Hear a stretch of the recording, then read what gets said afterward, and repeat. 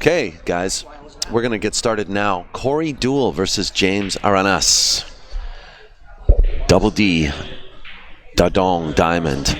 This 15,000 out of 10 ball tournament. The West Coast Challenge. Part of the West Coast Swing events. 2018, sponsored by West State Billiards. Enjoy this match, guys. We'll just get the right scoreboard up in just a second. That's the wrong one. You got to get this template. Yeah. So it's definitely a pleasure to have Corey DEUEL back on our live stream.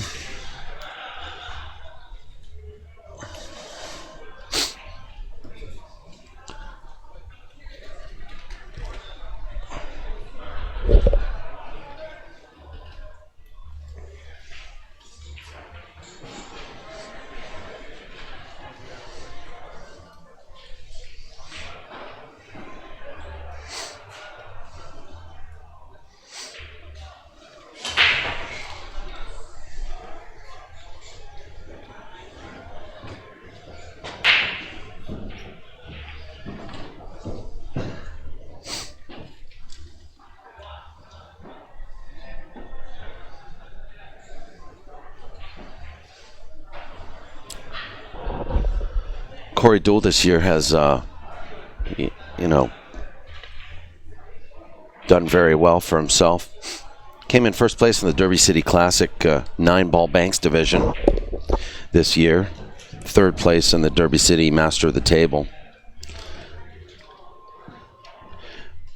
Came third place in the 4th annual Buffalo's Pro Classic One Pocket event. So he's been playing a little One Pocket as well.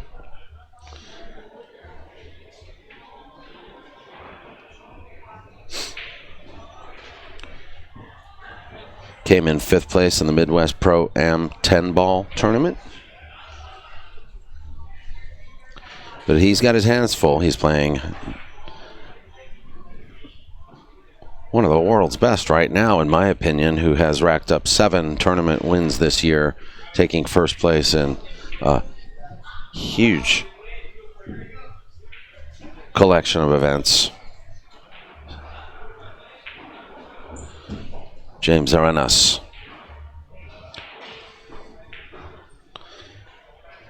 Corey playing an excellent shot there. Kicking into the 1 to make the 2-ball. And he's got perfect shape on the 1 for the side pocket.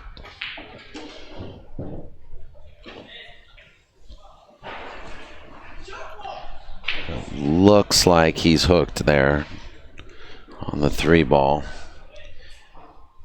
Looks like the 9 covers him. So he may have to kick into this and play a kick safety.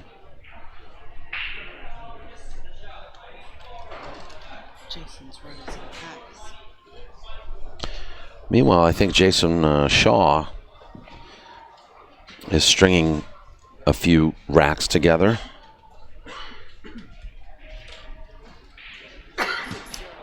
Looks like the score is 6-0 here. Has he run a 6-pack? Is that what we think? Not saying that necessarily. I don't know. We just know the score is 6-0. He's just broken, and he made 3 balls on the break. Slow down. Stop. Can I have my red? No.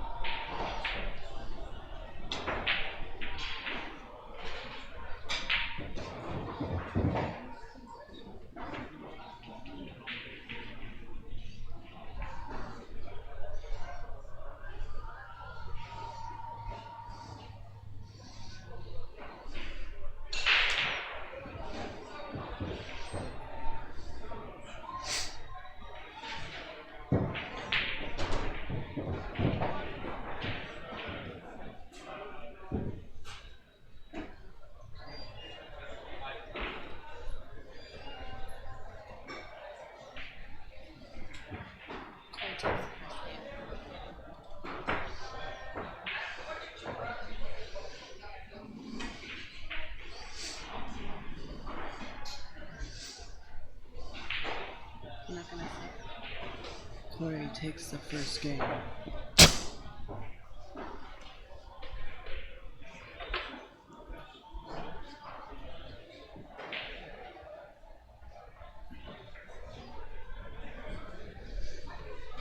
Corey draws first blood. 1-0. This is a winner side match. No, one loss side match.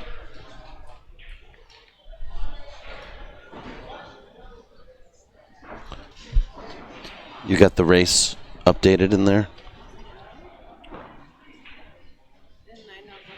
Oh, I don't know. Check it again. I think it's race to 9 on both sides.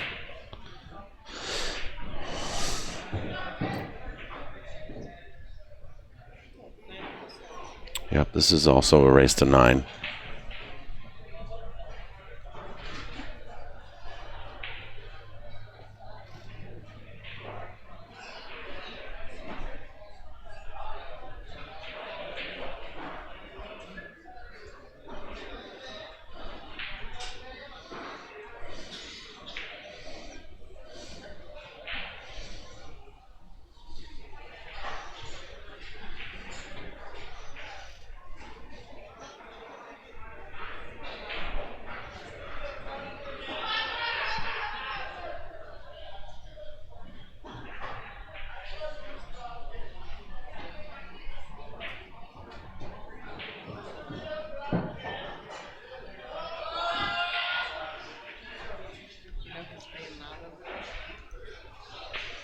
Gomez.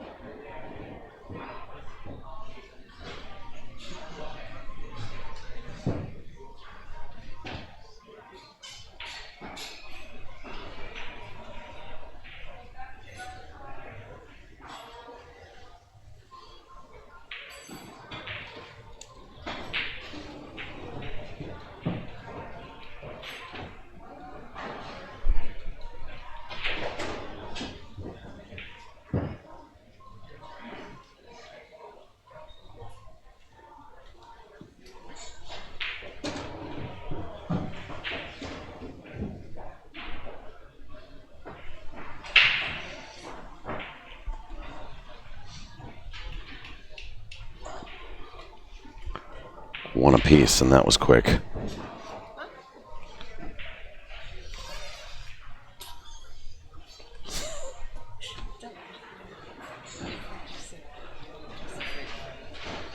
I just learned something today. Keep the Red Bull away from Geraldine Thibodeau.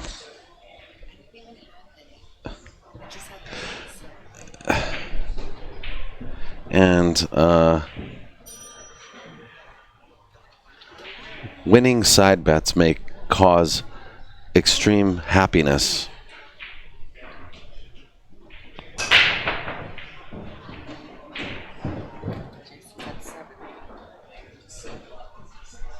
Jason Williams has 7 games in his match now, 7-0.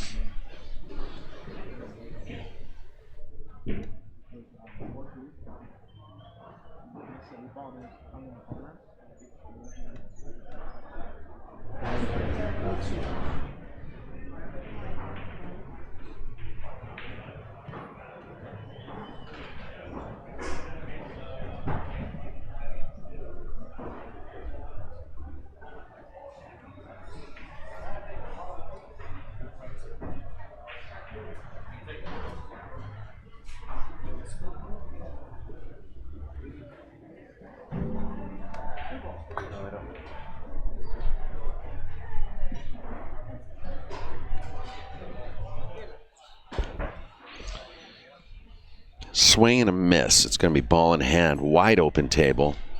Chance for James to take a win here.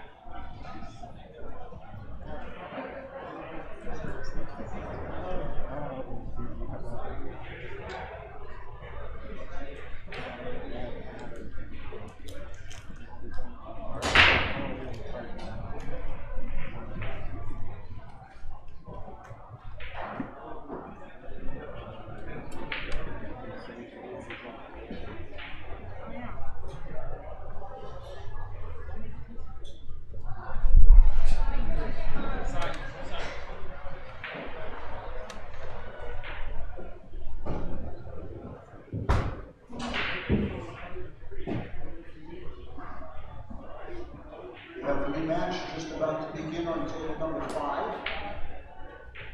This is a 9th to 12th place match. The loser will finish 9th, 12th. The winner will be assured at least 7th, 8th. And it's the Hitman, Torsten Holman versus SBB, Shuman, table number 5.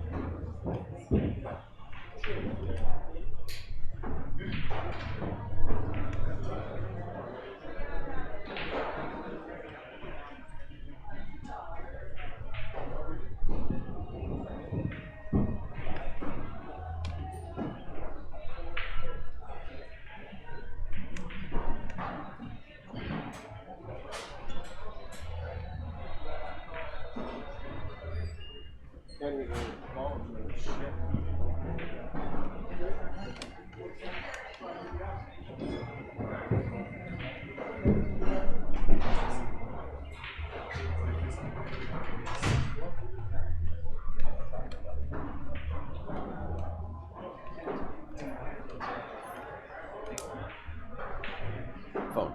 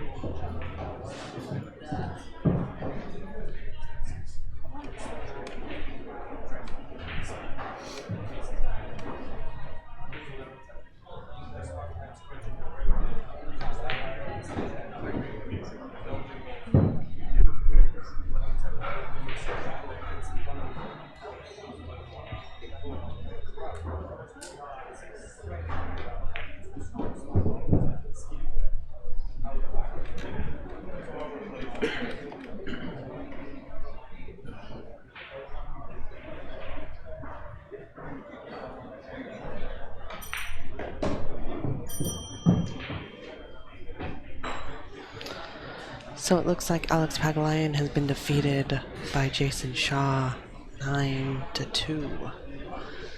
And that puts Alex out of the tournament.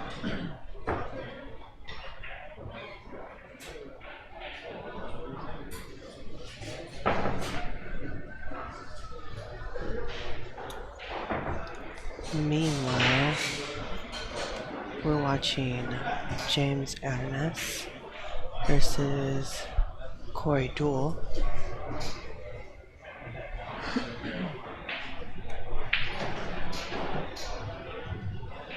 Omar, your chicken strips are ready. Omar.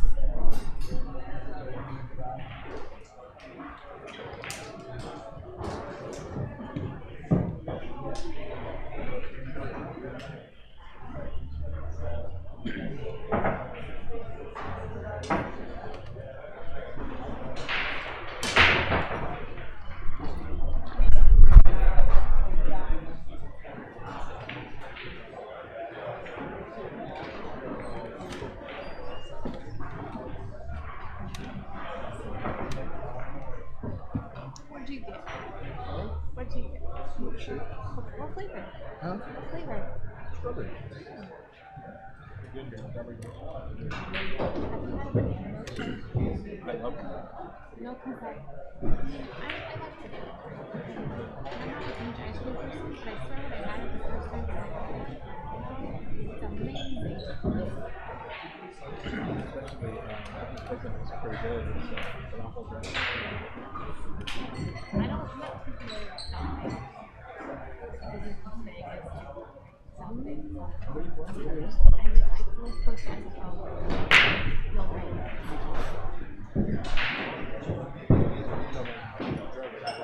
I used to work over there. I used to work there.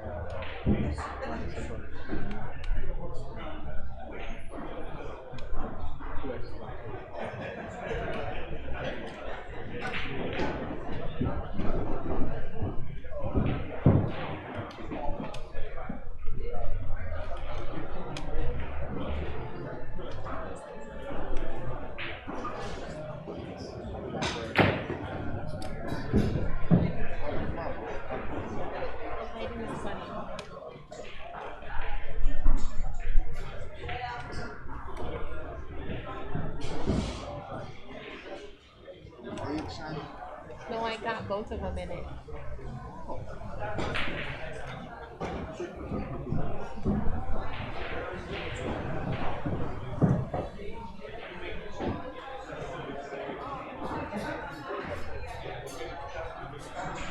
Okay, new matchup coming in on table number 7. Amar, Eagle Eye. Jason Shaw, Amar King, table 7.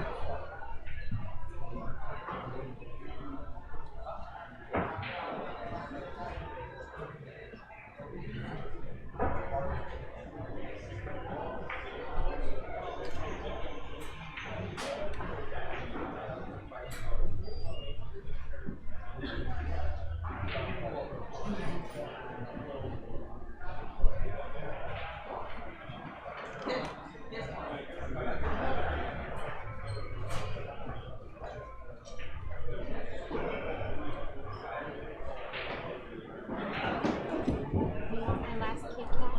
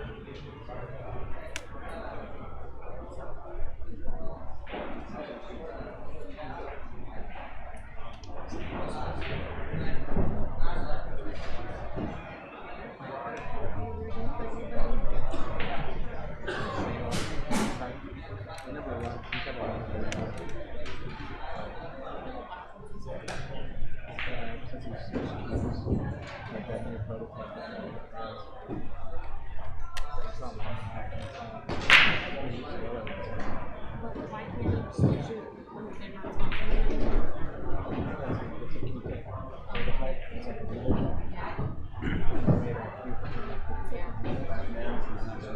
like stipulation, like 19. Maybe after it's just once it comes out, maybe you can go back to goals. Oh, I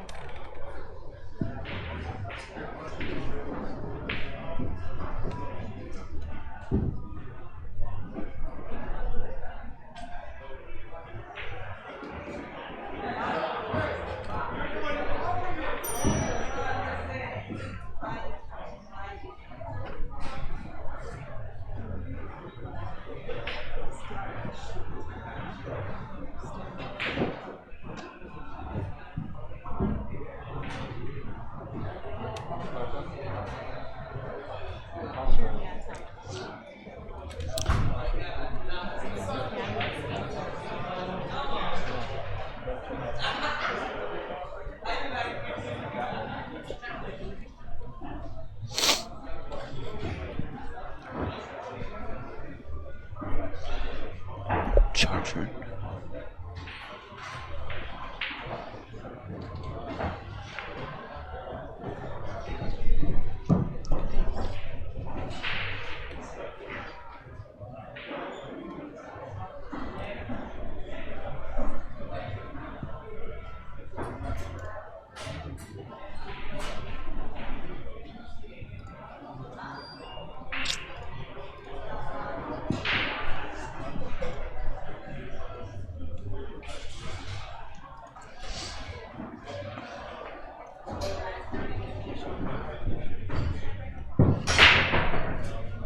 Huh.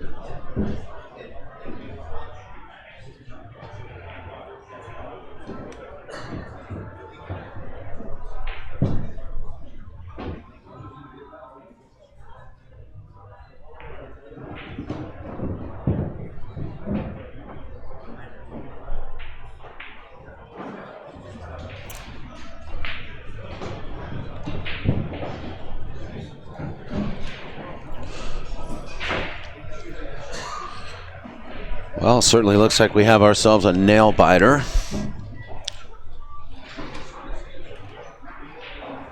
Five games apiece.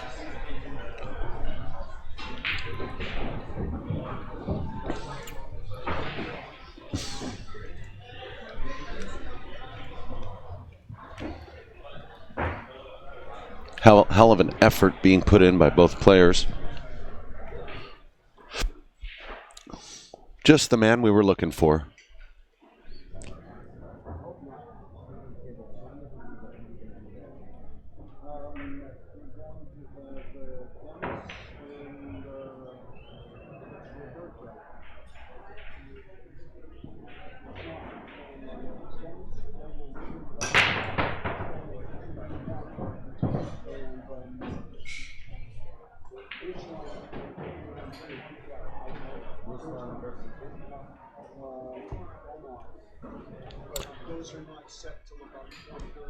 So it looks like next on table 2, TV table 2, we're going to have Ruslan Chinnikov versus Omar Al-Shaheen.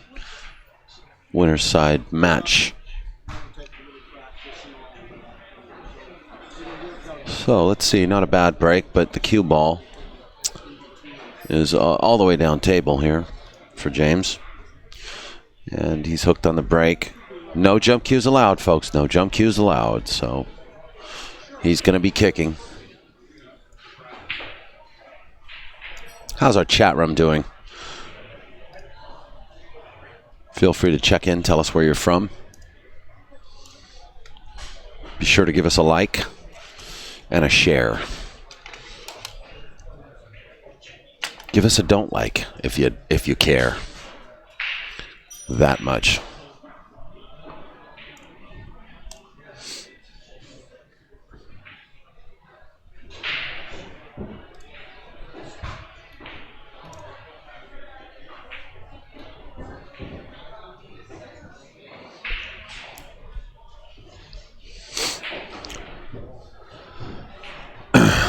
I would imagine Corey's going to call the one, and he's massing around the table. I'm surprised he's not taking on the kick shot. Jumped with a playing cue, possibly with his break cue. That's the only thing you're allowed to jump with.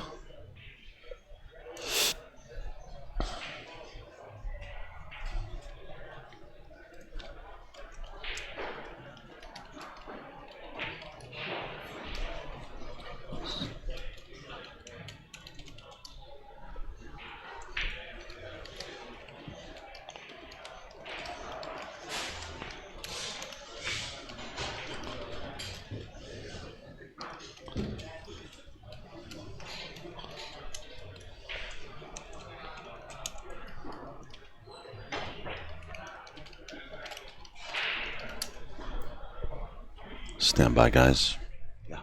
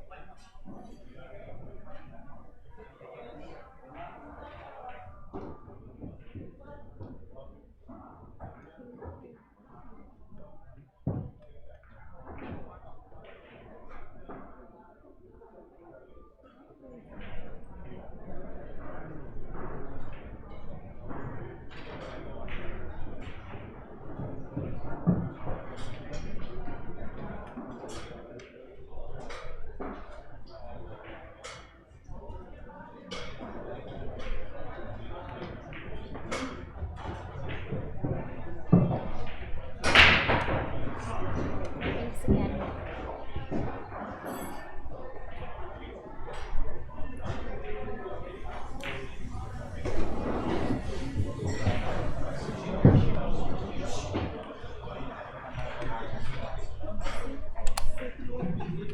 Nice gentleman.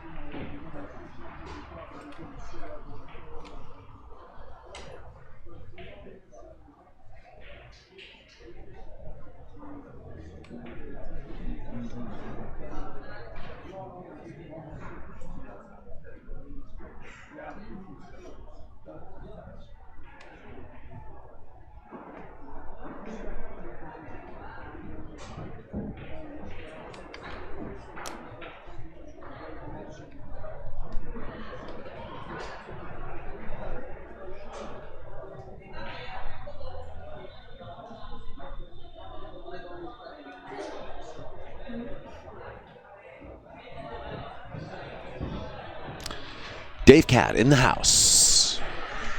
He's no longer in the chat room. He's in the house. Come to California Billiards. Your chance to meet Dave Cat in the flesh. I was just talking to Kenny Shuman. Kenny was saying that he is very impressed with Corey's game. Is one of the most creative players out there. Who, like Shane Van Boning, puts in the time and the effort to learn and to elevate their game.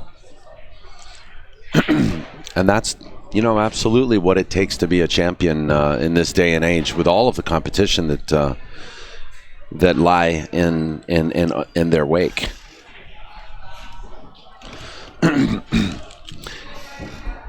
But I have to agree with Kenny. It's not so much.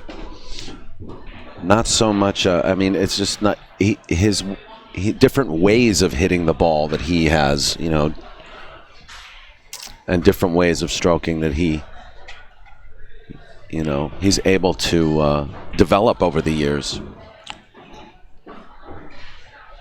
So, Corey DEUEL's skill and prowess, he deserves a lot of respect.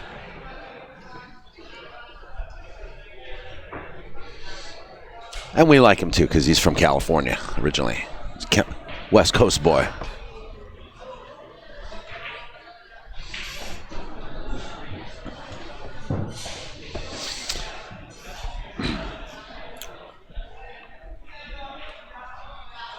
He's not, he'll surprise you too, Like for him to win the Banks this year was pretty amazing, especially with the competition that's out there.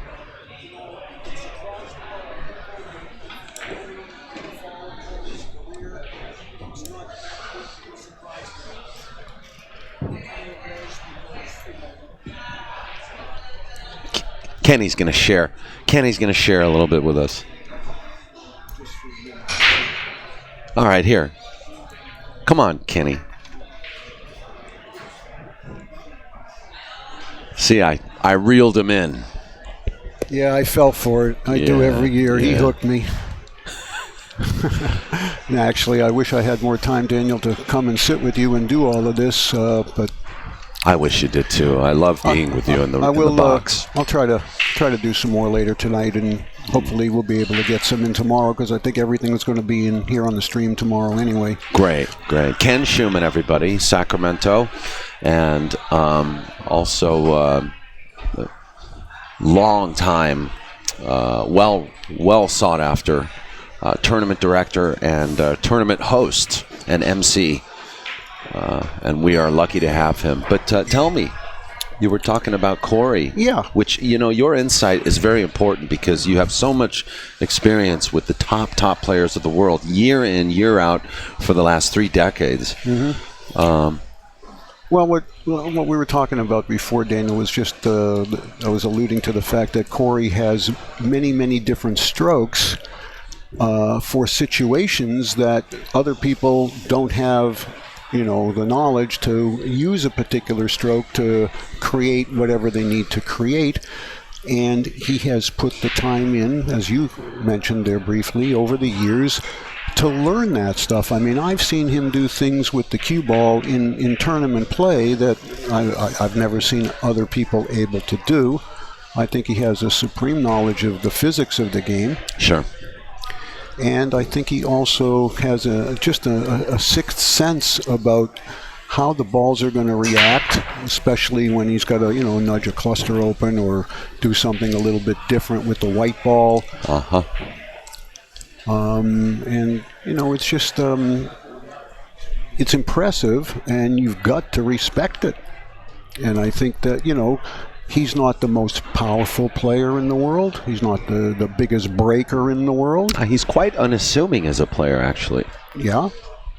But he knows how to get the job done, and I don't think Corey really feels, maybe just to keep it in simple terms, I don't think he melts under pressure the way some others might. Well, he's seasoned. He has so much experience. Right. And he's played, enough big money matches in his career that any kind of tournament scenario is not going to rattle him at all. And I think he's, certainly got to be considered one of the top 10 American players of the past 25 years.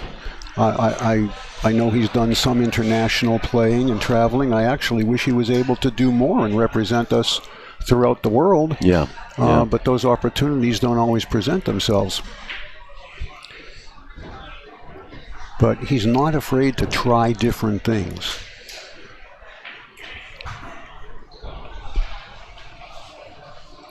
He's in a difficult position here. Well, he kind of did it to himself, and that's the worst thing you do is make your own unforced error. But he'll kick semi-soft at this and probably try to get that cue ball behind the 10-6, 2-ball near the side. I think Just overdid it. Maybe he might have left a little paint there. I don't know if James can make the ball. He definitely can't make it. Unless he twirls it or banks it. It will go across the side, though. Yeah, I think he can turn it in across the side if he wants to. Took the safe. Looking for the 3 ball. Or the 7, I mean. Oh, the 10. Oh, What a good shot. Yeah, I believe that was his play all along because he had the 7 for added protection if he didn't get behind the 10. Exactly.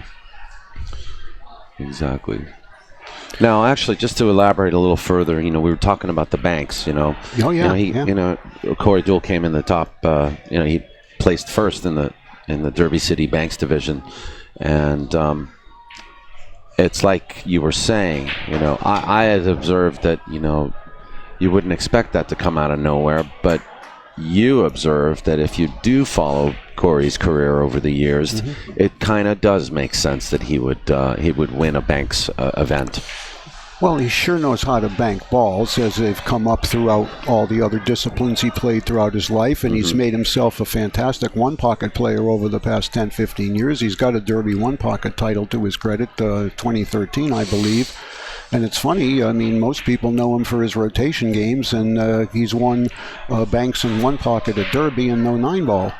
But, I mean, he beat John Brumback in the finals, and John Brumback's like, the all-time bank pool king of Derby City. Exactly. He's the only man with 3 titles in banks. Yeah, he's a guy you get in, even if you're a pro, you get in the box with him and you're rattled, just rattled knowing you got to play the guy. But it was a really impressive week. I mean, he went through over, there was a 400-plus player field. Now, he didn't go through every guy, but he went like 13 or 14 rounds, and he won the tournament undefeated. Never used a rebuy. Amazing. And I think he opened a lot of people's eyes, and I think his level of respect that the public had for him went up another notch when they saw his bank performance in a field of killers. Yeah, well, I'm happy for him too, especially with such a large stable of new talent that's been emerging lately in the pool world. That Corey's able to maintain, his status being the veteran player he is. I mean, he looks like a young guy. They call him the Prince of Pool. But he's got to be in his mid to late 30s now. Yeah, I think might even be near the 4-0 mark. Okay, well, but there you go. He's not much over. Yeah. But you're right about that. There's a nice crop of young 20 to 25-year-olds, guys like Billy Thorpe and Skylar Woodward. I mean, you talk about guys that can bank. Yeah. I mean, Billy Thorpe and Skylar. And just look at this young kid right now, about to shoot. James, about to shoot this 210. I mean, James has racked up a number of first place accomplishments this year alone. That pales in comparison to anybody's resume, really. Well, this was quite the impressive field here, and it's no surprise because California Billiards does draw the best because. And I'm not just saying this, but this is the best pool room in the state of California, bar none, in my opinion. As far as equipment, hospitality, ownership, food, everything. And that's why they come here. And I think we're lucky to have an owner like Chris who's so supportive of all levels of pool and puts his money where his mouth is to prove that. I agree. When it compared to legends over the years like Terry Stonier, Chuck Markoulis, I think Chris carries the torch for those guys that really kind of helped, springboard the pool community and the pool world in the early 70s and 80s, and Chris has done a great job. And even Chet Ito, Of course, yeah. He's really carried the torch for those guys. It's very, very well said. Those guys back then, they kind of set the bar a little bit, and I think Chris has picked it up and is maintaining that legacy and putting his own personal touch on it as well. And that's why this event year in and year out now draws the kind of field that you see here. There's, this is as pro level as you.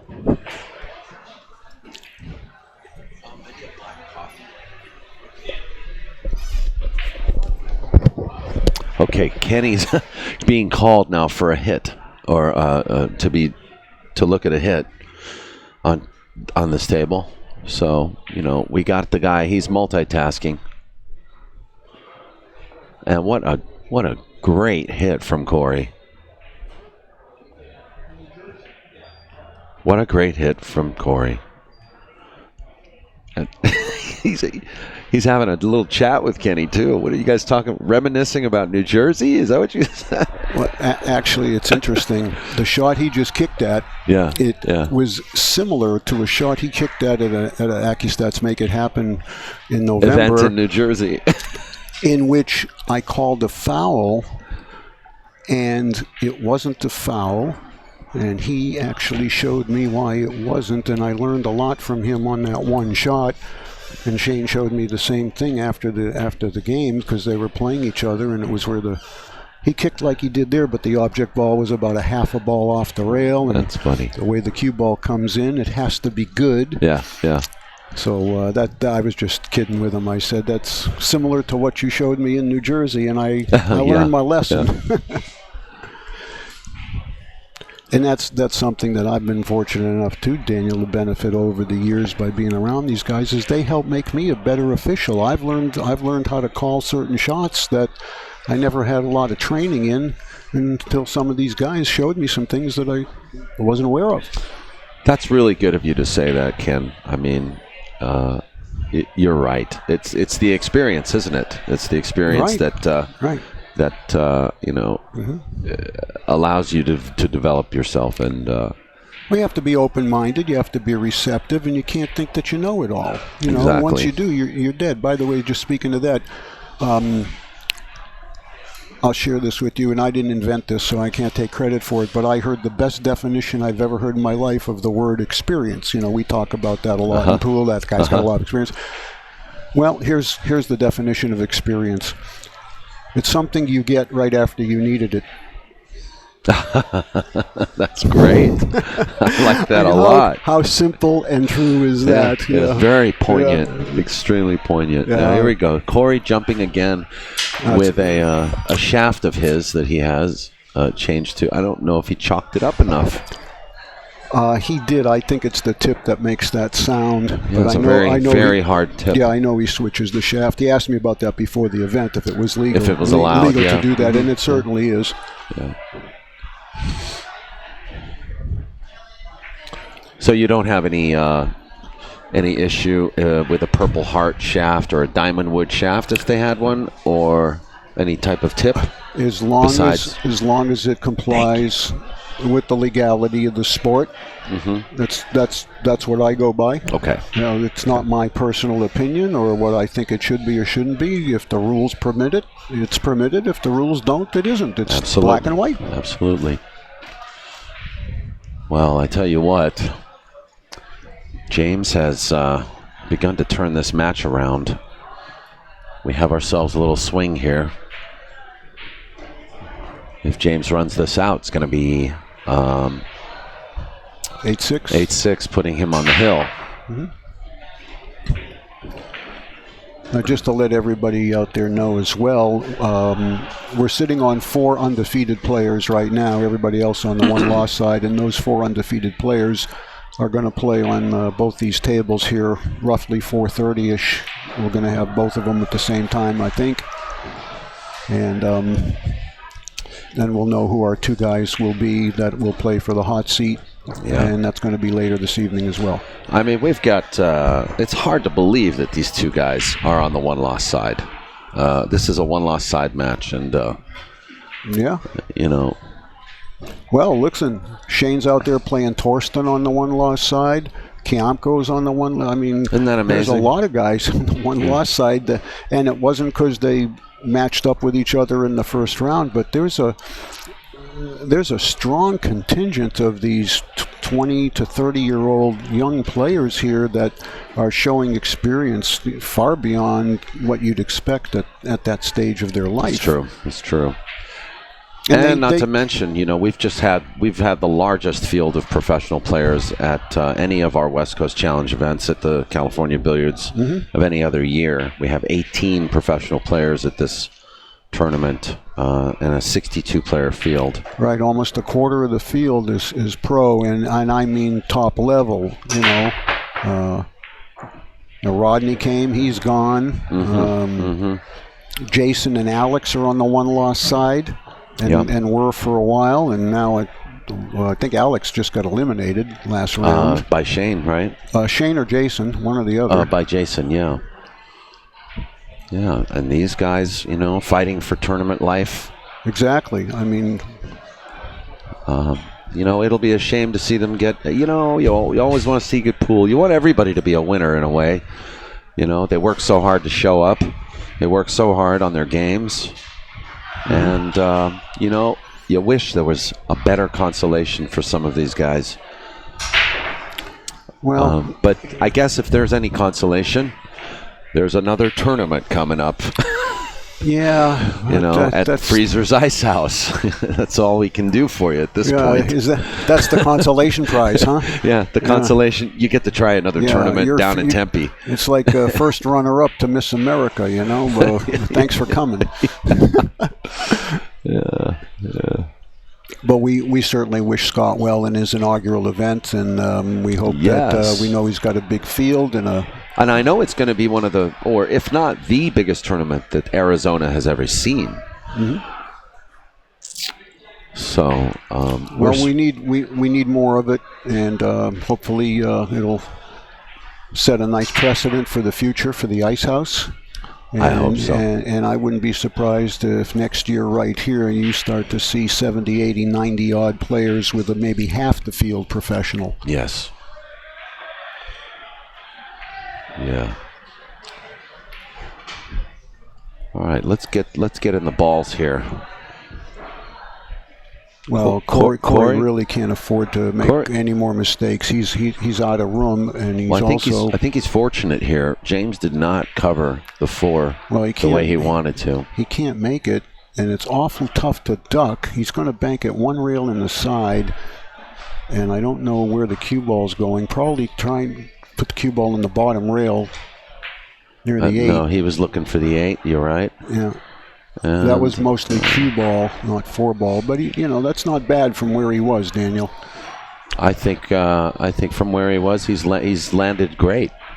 All right, now this one you could either hit it soft and try to use the 7 in the middle of the 2 balls, 4 on one side, cue on the other. But from this distance, it's hard to control. I would use the 10 and try to split the balls that way, just like that. See, that's a very simple safe. Coast to coast, we call that. Right, and you see a lot of Filipino players play that type of a safety because it's easier to control.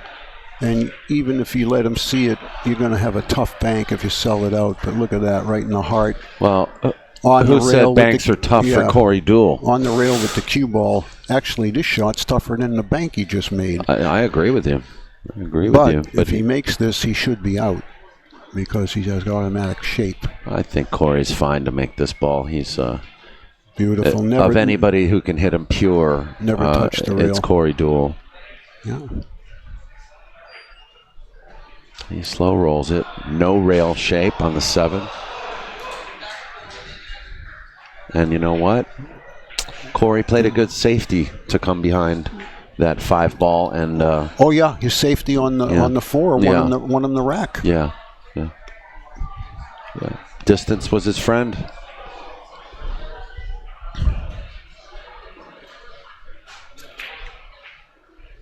Good speed. Did you see the break when Shane broke and made 6 balls? Yes, I was here. Something and I was here. I showed up to work this morning. Well, I didn't know if you were in the booth when that happened. Okay, yeah, I mean that was amazing.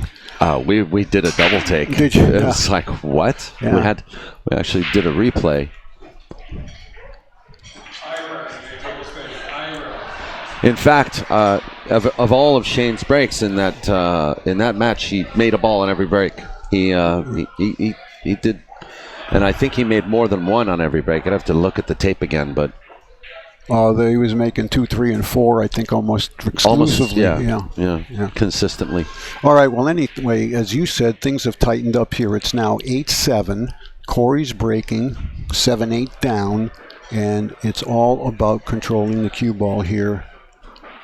You cannot let this cue ball get into one of those side pockets. No, sir.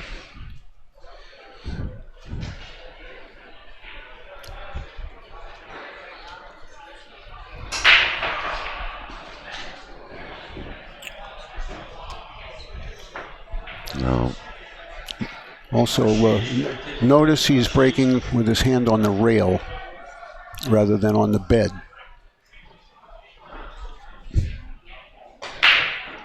Oh, get out of there. That's exactly what I was afraid of. And he made 2 balls. Oh, no.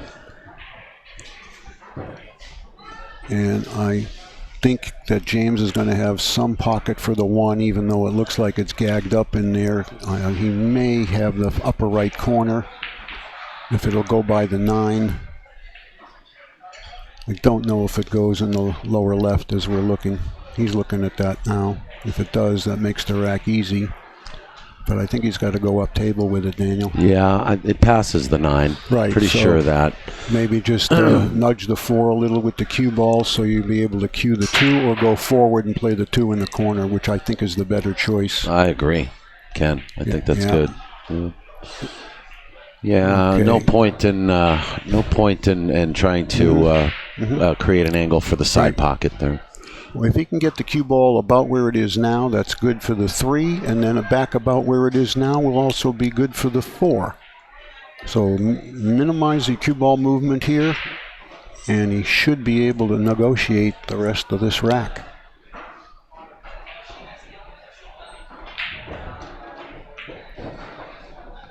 That's nice. Well, He's nice and straight. Bring it back to about where it is now. Even if you're 6 inches short, you're all right. But you don't want to come too short because you don't want to hit the 5 with the cue ball when you play the 4. Back 1.5 feet. I don't know, Daniel. He might have to mess with the 5 unless he can go forward and miss it altogether. He may just He may just draw back and play If the he 5 can- for the same pocket. Yeah, I if think he can miss it. If not, he's going to go forward because it goes in both corners. I think he is going forward. I think he's taking your advice, Ken. Yep. Again, Perfect angle now to come back for the 6. Corey's. He's got to be heartbroken at this point. well, scratching on the brake it's almost like, taking a gun to your own head. I hope these guys are in the money. Oh, everybody that's still playing is in the money. They're 9th, 12th minimum, and a couple of them are 7th, 8th. I just lost track. I think this might be a 7th, 8th match. But everybody that's left's in the dough. The prize pot for this event alone was close to $25K with the 15 added. Yes. And 7,000 up top. Very well spread out through the top 16. Yeah, and with the healthy field of pros that we had, that $250 buy-in from them made a sizable pot. Right.